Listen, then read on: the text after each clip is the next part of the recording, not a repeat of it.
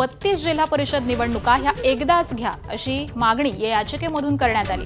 तर आरक्षण 50% पुढे गेलेल्या ठिकाणी निवडणुका नको असं सुप्रीम कोर्टाचे आदेश आहेत। सुप्रीम कोर्ट आदेशानुसार 12 जिल्हा परिषदांसाठी आयोगाची तयारी ही पूर्ण झालेली आहे। मात्र सर्व 32 जिल्हा परिषदांची एकत्रित निवडणूक घेण्यासाठी ही याचिका दाखल करण्यात आली। न्यायालयाच्या निर्णयाच्या अधीन ठेवून सर्व निवडणुका या एकत्र घ्या अशी या याचिकेमधून मागणी करण्यात आली। आणि याच संदर्भातले माहिती देत आहेत आमचे प्रतिनिधी राजू सोनावणे।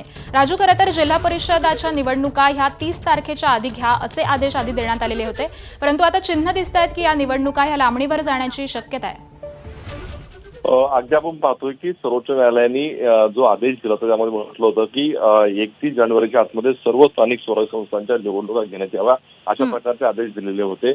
त्याप्रमाणे आपण पाहतोय की नगर परिषद, नगरपालिका, महानगरपालिकांच्या निवडणुका आता सुरू आहेत। नगर परिषद, नगरपालिका झालेल्या आहेत आणि पंचायत समिती आणि जिल्हा परिषद निवडणुका बाकी होत्या। मात्र पुन्हा एकदा या निवडणुका ज्या आहेत त्या लांबणीवर पडण्याची शक्यता आहे, कारण पुन्हा एकदा नव्याने याचिका दाखल झालेली आहे। त्यामुळे नेमकं त्या याचिकेमध्ये सर्वोच्च न्यायालय काय निर्णय देते हे सुद्धा पाहणं अतिशय महत्त्वाचं राहणार आहे, कारण 50% मर्यादा जी आहे ते अनेक जिल्हा परिषद आणि पंचायत समितीमध्ये ओलांडली गेलेली आहे।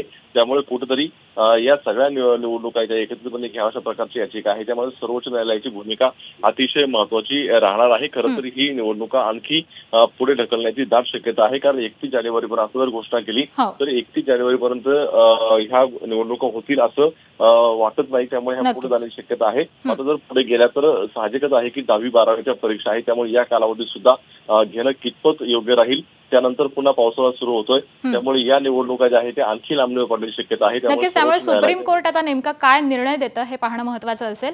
धन्यवाद राजू या सविस्तर माहितीसाठी। पुढची बातमी पाहूयात। नवी मुंबईतील ऐरोली विभाग हा शिवसेनेचा बालेकिल्ला म्हणून ओळखला जातो।